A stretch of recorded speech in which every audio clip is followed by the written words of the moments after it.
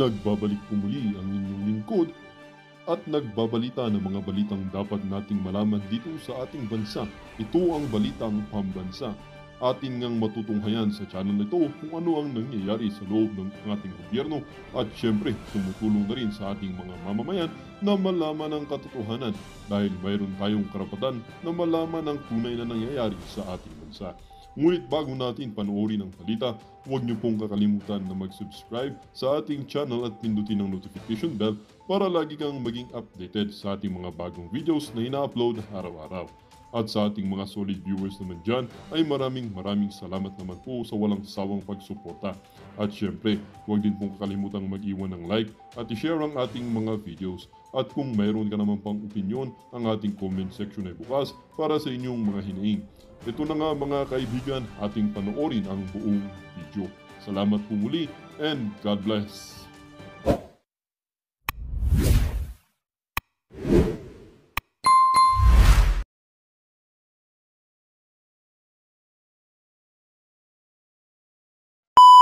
Bawal na pulburo, pinagbabawal na droga. Kasi ano yan, atleta yan eh.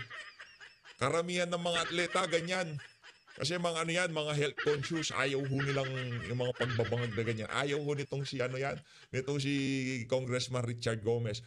Ang nagdawit sa kanya, ang bumabanat sa kanya ngayong mga panahon na to, yung mga individual na merong napakagandang track record pagdating sa ipinagbabawal na pulburon. At walang iba kung hindi itong si Kernel Espinosa. Mamaya natin tatalakayin na talagang babaran natin yung issue na yan. Pasadaan ho muna natin na mabilisan itong kay Senator Alan Peter Cayetano. Nagsalita na ho siya kaugnay doon sa nangyayaring sagutan nitong si Senator Amy Marcos at nitong si Chis Escudero. Ito kasing si Chis, ang problema ho sa kanya doon sa naunang video natin. Ano ho siya, yung tipong pinagmukha ho niyang tanga.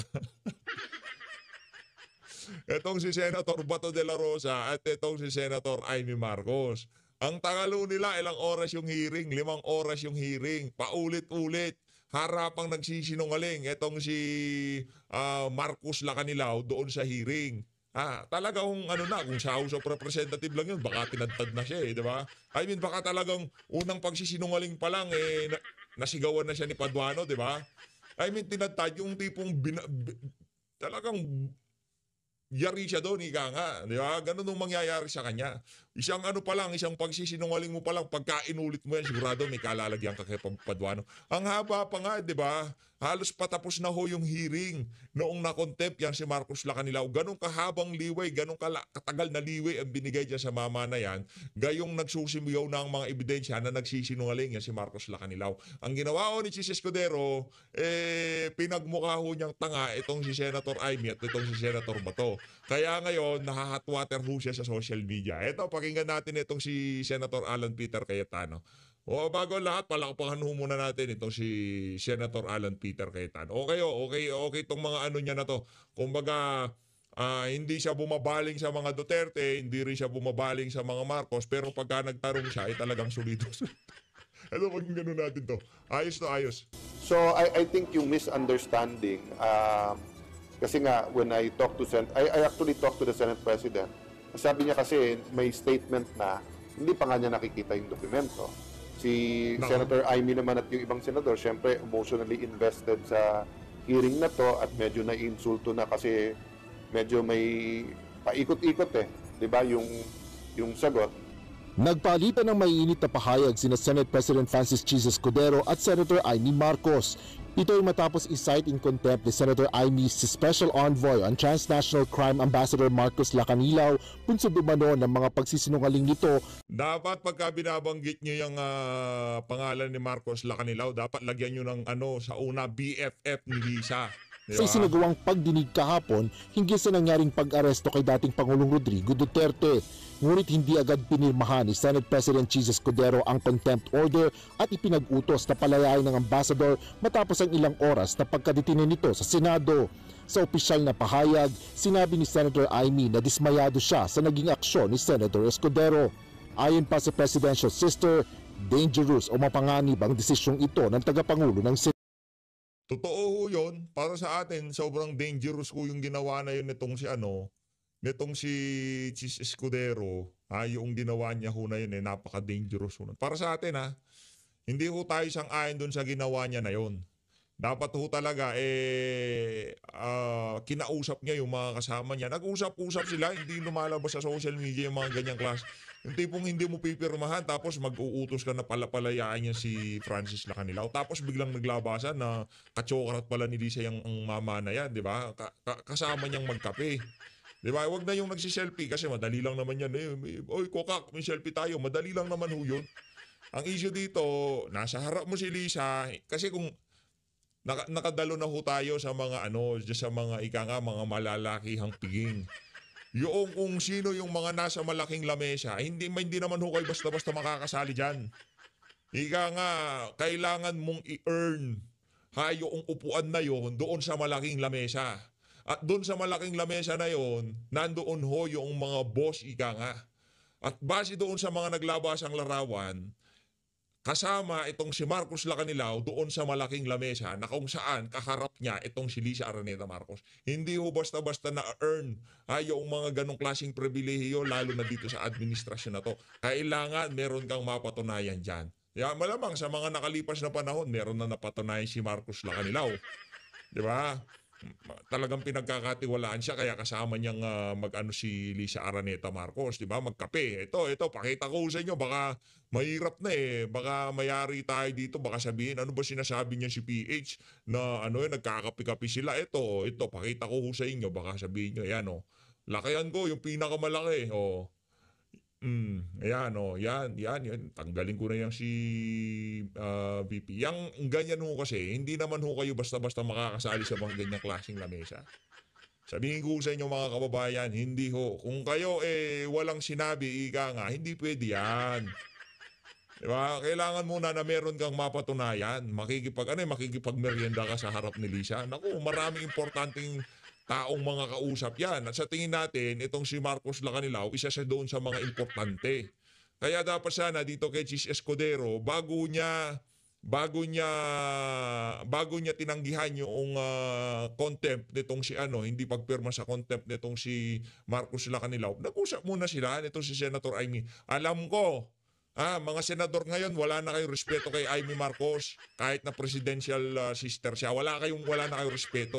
Dito kasi naglumalabas na kay Senator Bato given na yon kasi magkasama sila sa magkabilang hindi sila magkasama sa isang sa politika, nasa magkabilang bakod. Yun. Senator Bato at itong si Chis Escudero Quilay, kung sakaling gawin yon nitong si Chis kay Senator Bato, maiintindihan natin Kasi isa si Senator Bato de la Rosa sa mga pinaparinggan ng ibang mga ogag dyan na marami pang masusunod. Isusunod na yan si ganito, si ganyan, di ba? Isa ho siya kung sakaling kargado yung utos nitong si Cheese na hindi contempt at palayain, maiintindihan natin. Pero ang chairperson ng komite na kung saan na-contempt yan si Marcos Lacanilao, komite naman ho yun, itong presidential sister, O kaya yun hong talagang nagdudumilat na ebidensya na ang mga kasama nitong si Amy Marcos sa Senado dyan, lalo na yung mga katsokarat ng kapatid niya, wala na hong respeto sa kanya. Base yun sa ating payak na obserbasyon kasi kung rinirespeto mo pa yan si Amy, hindi mo siya sasabihin na wag mong gamitin ang Senado para lamang sa iyong political objectives, di ba? Hindi mo gagawin yun kasi rinirespeto mo presidential sister yan Pero siguro meron ng utos galing sa taas. Sige, balatan mo na. Di ba? Balatan mo na. Si Kerwin, mamaya sa atin yan. Dito muna tayo. Senado. Tuloy. Ayon naman kay Senador Alan Cayetano, nangyari na ito sa nagdaan kung saan hindi basta-basta niya pirma lang ng pirma ng subpoena o contempt order ang tagapangulo ng Senado. Ngayon, pagka indirect contempt naman, katulad niyan, yung sinasabi ng sisinungaling, ang procedure diyan kasi magbobotohan and then hindi talaga hindi ministerial, hindi ibig sabihin na forced ang Senate President pumirma. Kailangan niya munang makita, tignan yung kaya nung araw, kung naalala nyo, madalas kami mag-focus basta't may iko-contempt. At kahit bago pakawalan, no? Paliwanag naman ni Senador Escudero, ang mga saksi na inaakusahan ng Kongreso na nagbibigay ng maling testimonya ay nararapat bigyan ng mahigpit na due process na hindi anya naibigay kay Lacanilaw bago ito idetine. Due process! O yung si Colonel Grijaldo, ba't di ka nagsasalita doon? Nagsabi lang siya ng katotohanan sa Senado, pagdating niya dyan sa House of Representatives, contempt siya, anong due process doon? Ano yan? Anong klaseng kagagawan na naman yan si Escudero? Diba? Linuloko muna naman kami. Dapat daw yung mga kinokontempt dahil sa pagsisinungaling, dapat dumaan ng due process. Kumusta naman yan si Colonel Grijaldo? Colonel, malapit na lang, konting panahon na lang. Matatapos na ho ang paghihirap nyo dyan. Pero yung respeto na nakuha mo sa mga sasambayan ng Pilipino dahil dyan sa ginawa mo na yan. Bigyan din ni SP Escudero na hindi niya mapapayagan na magamit ang Senado maging ang kanyang opisina para magamit sa mga partisan interests, lalo pa ang mga kumakandidato sa darating na eleksyon. Dagdag pa ni Escudero, ang Senado ay isang institusyon na hindi ginagamit sa propaganda o self-promotion.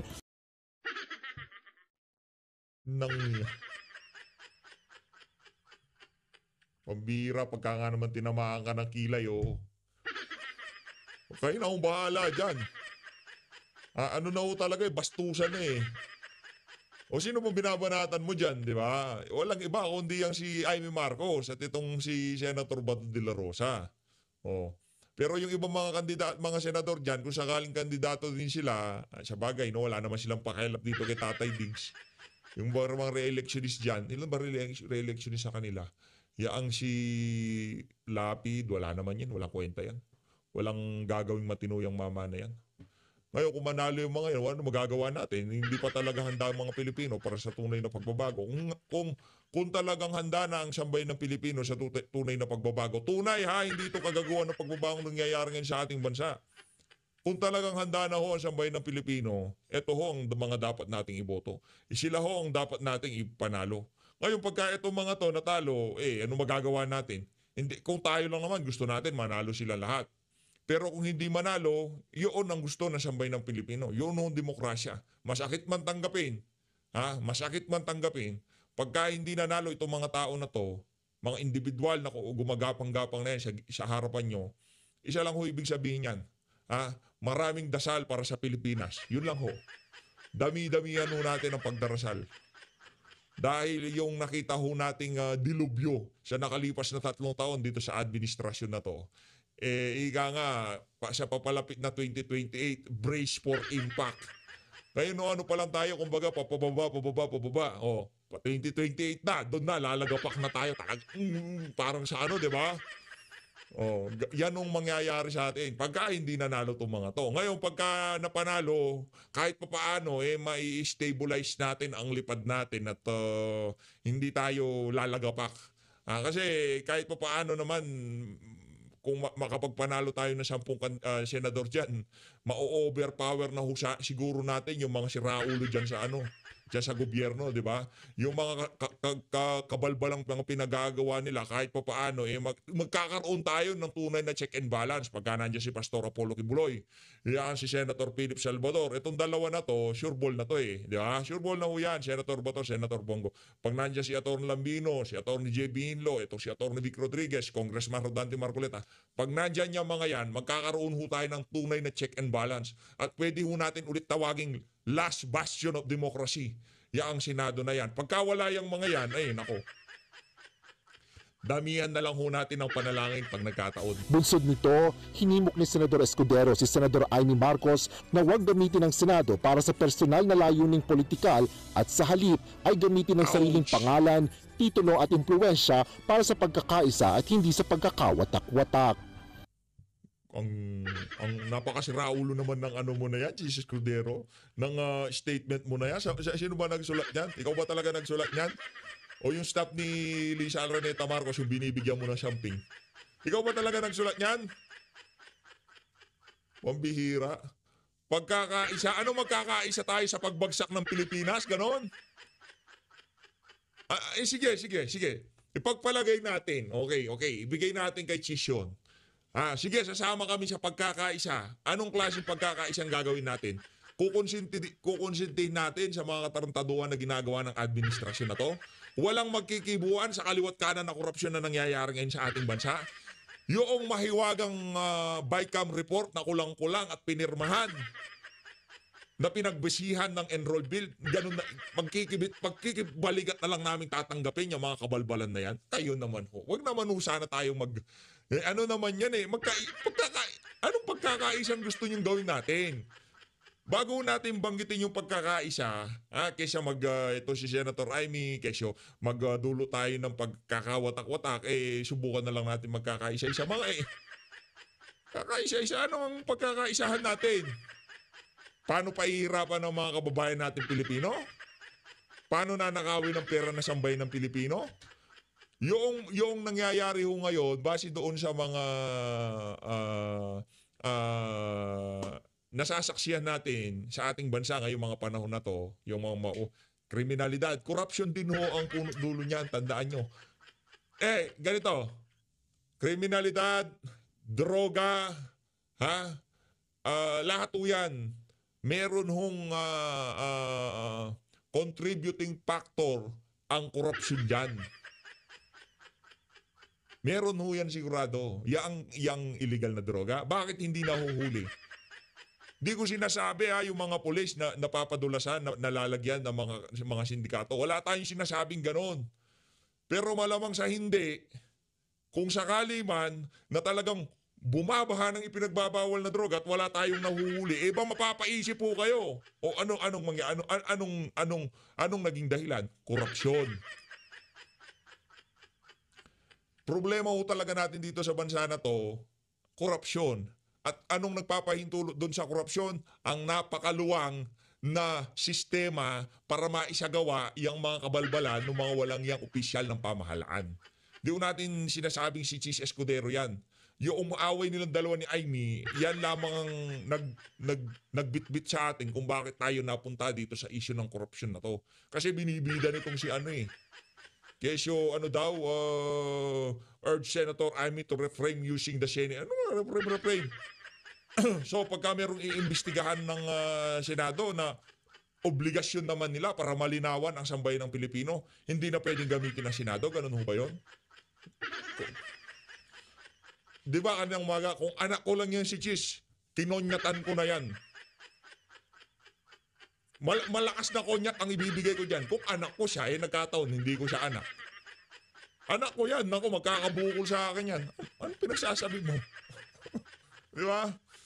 Ano ka na ba tinakasan ka na ba ng kabaitan mo? Kung anak ko, hindi ko naman anak. Kaya hanggang dun lang tayo. Kung sino man ang magulang nito si Chis Escudero, bahala na ho kayo dyan. Kanya-kanya tayo ng parenting style, ika nga. Di ba? Kung nakikita nyo na nagaganyo yung mga anak nyo, ba't tanungin nyo na? Okay ka ba? O baka nakikipag-jamming ka na ba sa kanila? I mean, jamming, nakikipagkantahan, nakikipagtugtugan. Kasi singot ka rin na singot eh. Asher Kadapan Jr., UNTV. Thank you, Asher ha. Grabe naman yan. Mahaba pa ng segue ko. Akala ko di ka pa tapos eh. Tapos ka na pala. O eto na. Eto na yun. Diba? Ito yung ito yung talagang ika nga main event natin eh. Main event of the evening. Eto, naku. Sawa ng tingin nitong si Congressman Richard Gomez. Kong, susunod tumakbo kayo, senador. Mananalo kayo, manwala ka sa akin. Magaling yan, magaling. Sa totoo lang. Nabibilib tayo dyan sa mama na yan. Base sa base sa pumirma ba itong si Congressman Gomez doon sa impeachment? Markado talaga, no? Search muna natin. Bago natin siya palakpakan at talagang kabiliban, tingnan muna natin kung isa siya sa mga pumirma. Pakinggan natin itong si Kerwin, itong si self-confessed pulburlord. Hindi lang nag-file ang kaso, pero ako, kahit saan mapunta, filean ko sila ng kaso. Sir, nabanggit mo yung... Nako, yari guys. Yung mga ganyang klaseng... Kasi yung mga bangag ngayon, sila yung nakakapagpadala sa sa ICC eh. Di ba? Baka itong si Kong, ito ano mo ko ha, Kong Richard ha, baka kala nito si Congressman Richard Gomez binabanatan natin siya. Hindi ka na binabanatan dito, Kong. Pero ako, sabihin ko sa'yo, ano ka muna, huwag ka muna maglalapit sa mga airport. Hindi, joke lang. Joke lang mo yun ha, joke lang yun. Kasi yung mga ngayon, mahilig sa ICC, baka hindi. Pakinggan nyo masasabihin ni Kerwin dito. Pakinggan nyo. Kinalaman nila sa drug war. Ano ba yung nalalaman mong ginagawa nila ng drug war? Itong mga tao na to. Yung hinuhuli tapos yung ganito, pagka ang tao nagsasabi ng, ano ho yun? Sign ho yun ng pagsisinungaling. Pagka, yung mahahabang post na yon, ibig sabihin, talagang tinatahi mo pa yung mga kabalbalan sa utak mo bago mo ilabas sa bunganga mo. Ganun ho yung mga kababayan. Yung habang, ganun ginawa niya. Ano ho yun, ika nga pag nakikinig tayo ng mga nagsasalita, isa yun sa mga pinakikinggan natin. Pakinggan nyo yung pagka merong naghihiring. Malalaman nyo yung mga nagsisinungaling. Pero merong magaling magsinungaling, di nila ginagawa yun. Kumbaga, bago pa sila lumabas ng bahay, humarap sa mga anumang hearing na yan, sa ulado na nila. Kumbaga, nagkaroon na sila ng kumbaga rehearsal. Tanungin mo ako ng ganito tapos sasagot ako. Ganun yung ginagawa ng mga yan. Pero itong si Kerwin, kumbaga self-confess yan hindi makita ng ilang araw. Pagdating ng panahon, makita na bulagta na. Kung hindi, sa operation, by bus, operation nila, sasabihin nila na lumalaban kahit walang kalaban-laban yung tao. Brad, alam mo ito sabihin ko sa'yo. Hindi ako natutuwa diyan sa sinapit mo na yan. Kasi kahit paano naman, meron naman talagang mga individual na nagmamahal sa'yo. At kung sakaling magurgur ka, merong iiyak. Merong nagmamahal sa'yo, merong kang minamahal. Merong masasaktan kung sakaling mawala ka. Pero sa dami ng kalaban mo, brother, sabihin ko sa'yo, sa dami ng kalaban mo, kung ako sa'yo, huwag ka munang magbanggit ng pangalan na kung sino man yung mga pinaghihinalaan mo na gumawa sa iyo ng ganyan. Di ba? Umiikot lang ang mundo. Baka maibalik ka sa kalaboso niyan. Sa ibang kaso naman, di ba? Baka malibel ka dyan. Mahirap na. Kasi itong si Richard Gomez, Nako! at si Arisa, Nako! yung bata niya, Nako! maka Duterte kasi. Tao talaga yan ni Presidente Duterte noon. Oy, naku. Pagka gumanong ka, alam na. Alam na this. Unless nga lang ulam mo baka, natinga ka.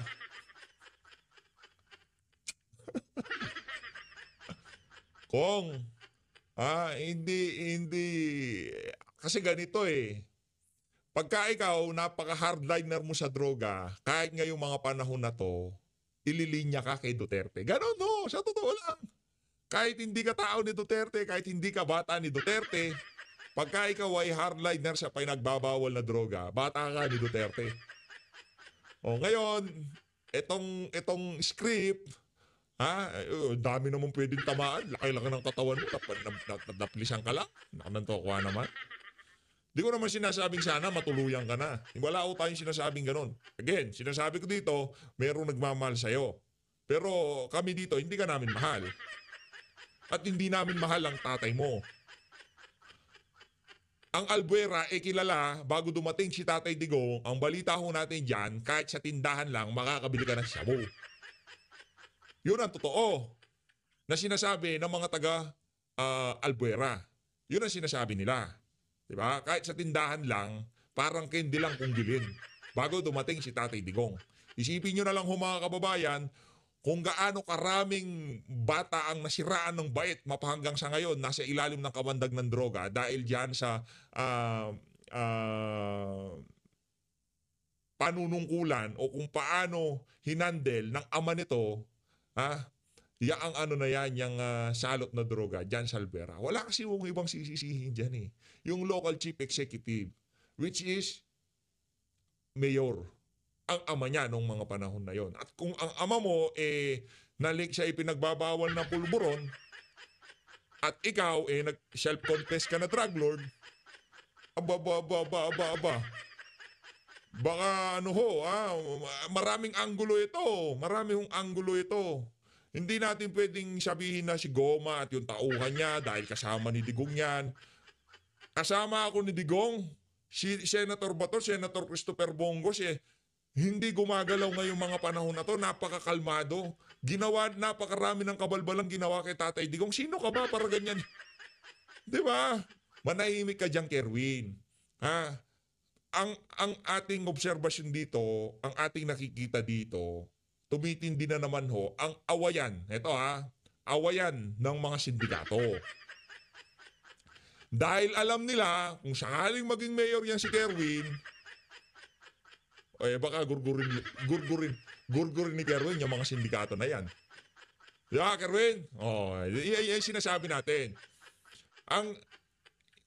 Ako, inaano ko na, tinatanggal ko na sa larawan itong si Congressman Richard Gomez. Sa paglaganap ng ipinagbabawal na pulburon ngayon sa ating bansa, at tumatakbo ka ng pagka-mayor, baka maraming galit sa'yo dahil baka isa ka na rin sa talagang galit sa ipinagbabawal na droga. Di ba isa sa mga campaign promise mo, titigil mo yung pinagbabawal na droga? Di ba, Kerwin?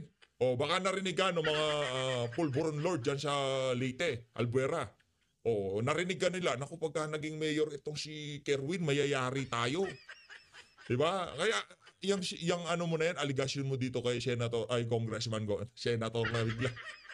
Sali ka na ng PDP, tapos sa takbo. Takbo ka ng Senator. Kahit pa paano naman, prinsipyo naman yan kahit pa paano di ba? Kesa naman kay Bama Aquino, kesa naman ko, tignan muna natin kung pumirma o hindi. Pambira. Okay ba yun, Kerwin? Malinaw yun sa'yo, ha? Huwag kang bintang ng bintang. Baka natakot sa'yo yung mga drug lord dyan. Doon sa banta mo, tatapusin mo yung droga dyan sa Albuera. Pagka nga naman tinamaan ka ng magaling. Pero masakit ang nangyari sa amin.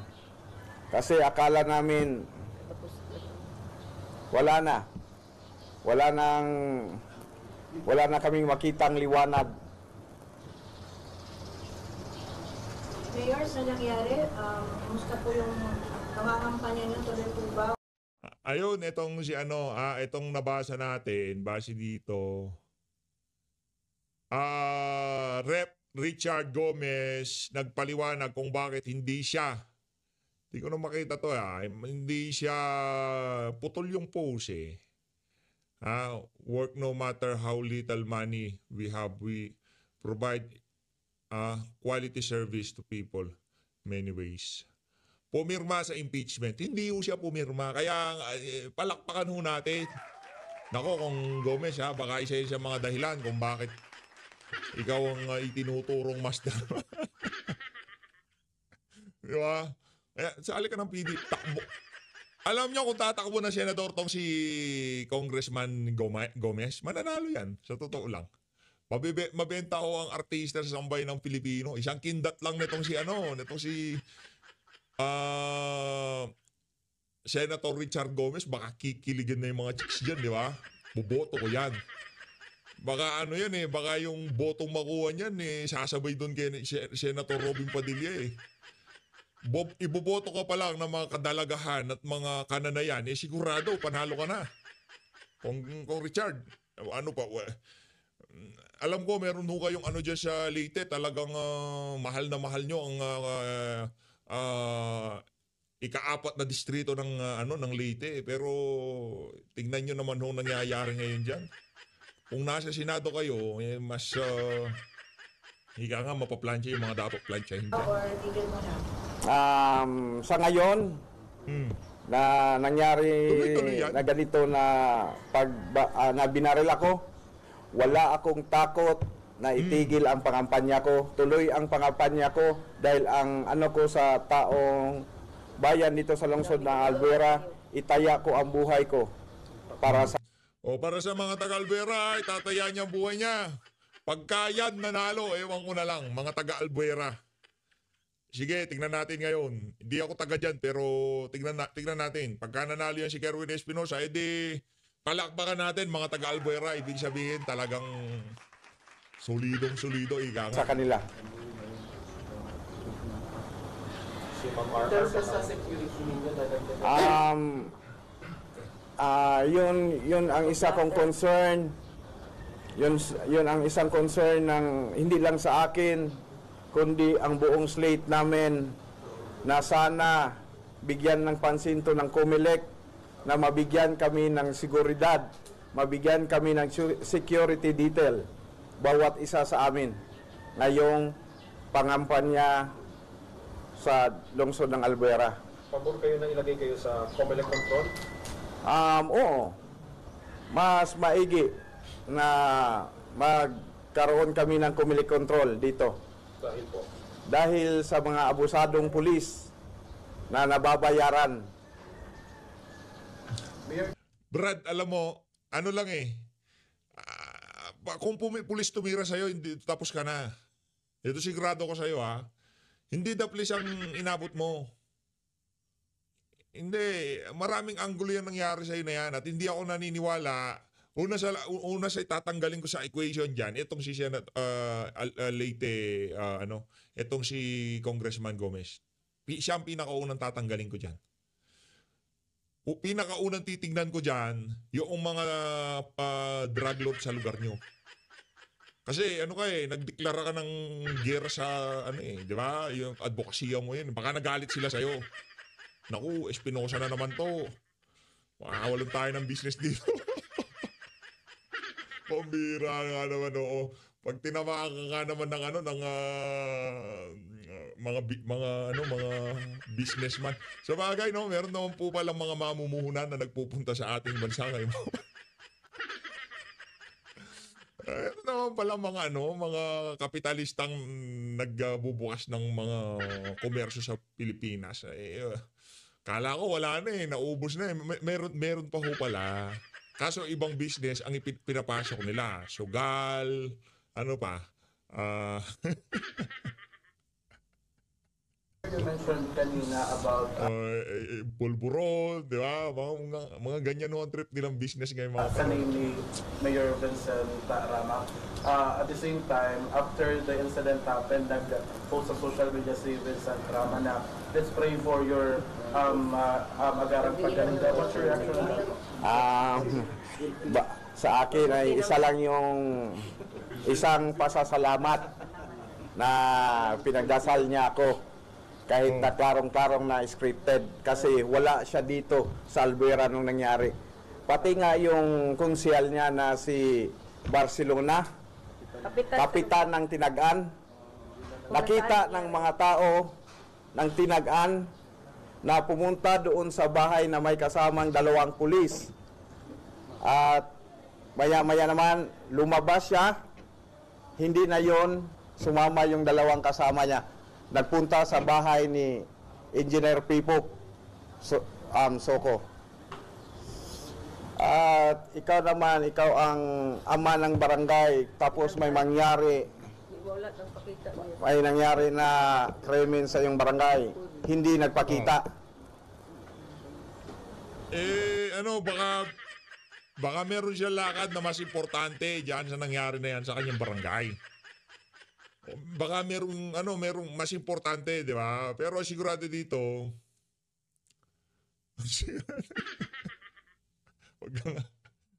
binasa ko lang yung post ito si Ma'am Sasurgando Sasot. So, malaking question mark din yun na sa akin lang, hindi ko naman siya pinagbintangan. Baka isa siya sa may plano. Nako! Isa sa may plano. Ano naman po ang masasabi nyo? May binabanggit kayo kanina? Ano po ang estimation nyo? Yun lang po, yung sa siguridad po namin. Sino mo nang gumawa ng ilong mo? Sino muna? Lang yung yan. Gumawa na yan. Linagyan ka pa. Dapat tinanggal na. Sino gumawa niyan? Umamin ka, madam. Ibalik mo yan, ibalik mo. Dinaig mo ba yung mga kano?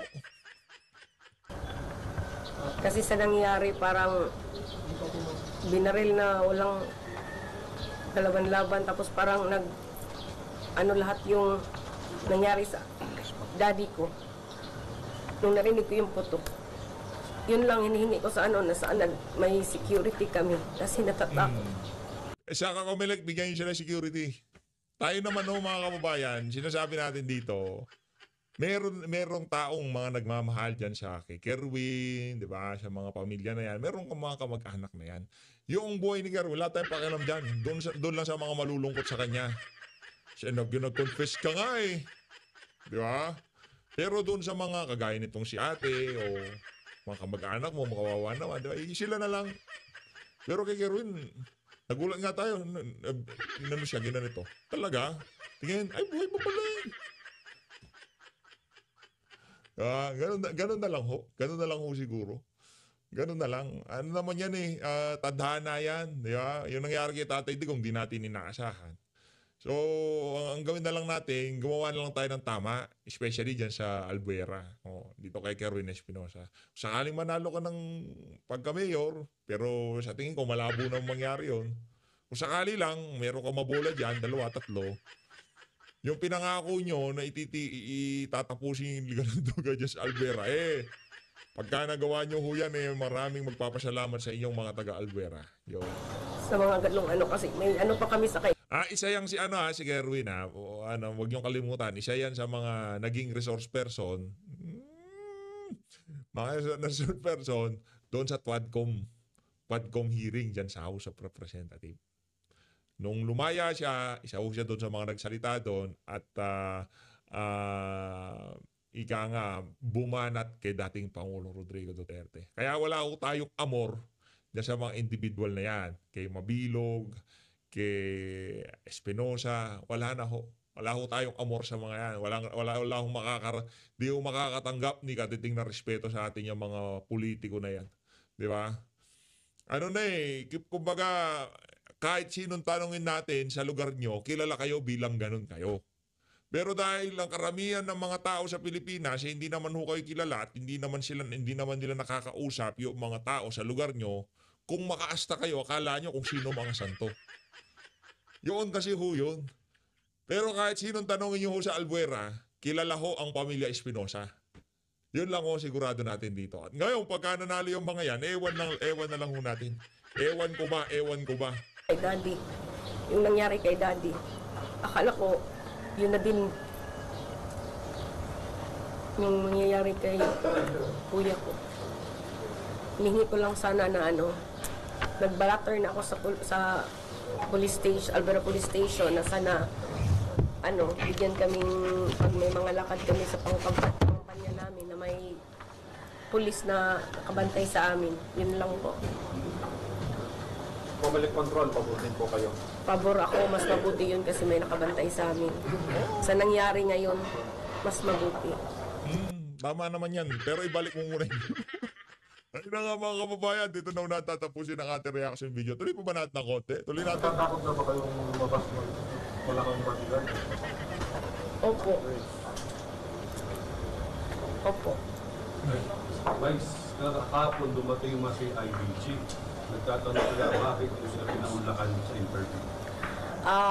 Our attorney advised us na wag muna kasi we are still in shock. Di pa kami makapagsalita. Si Kuya andun pa, inaano pa siya sa ER. Tapos tumawag si lawyer namin na wag muna kasi hindi man ako kapagsalita kahapon. Shock pa po. Pero may mga pulis ba dumating sa part ng Ormoc City nung nandun na si Mayor?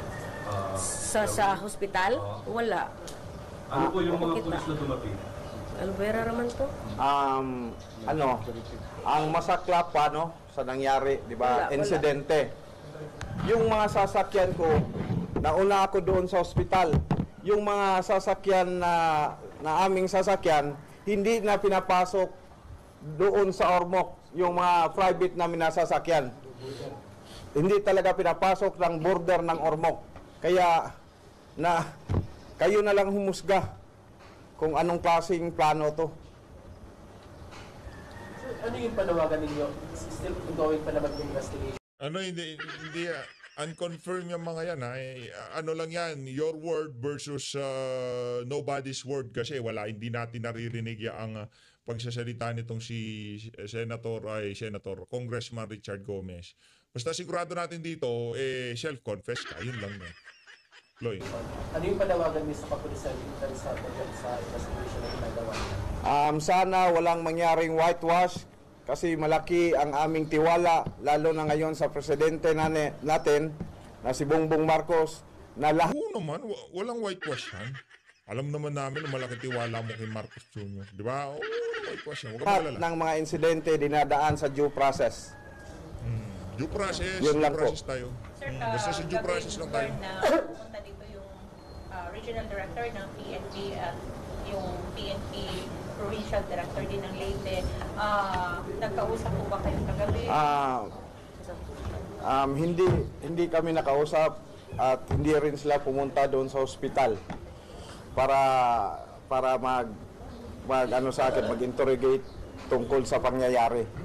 Mas sinecure nila ang mga person of interest.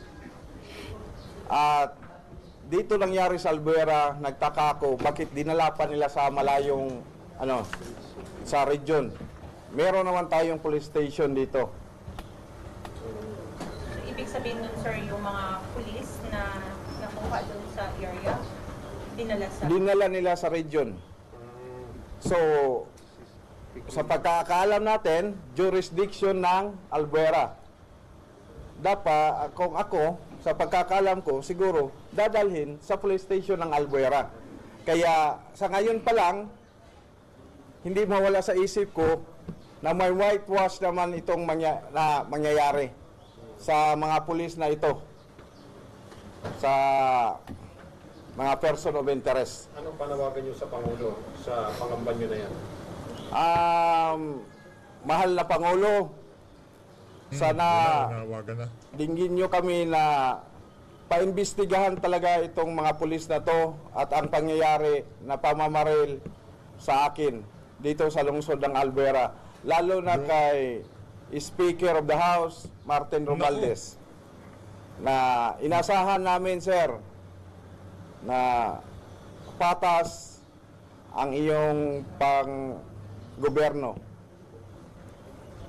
Sana walang whitewash na mangyari.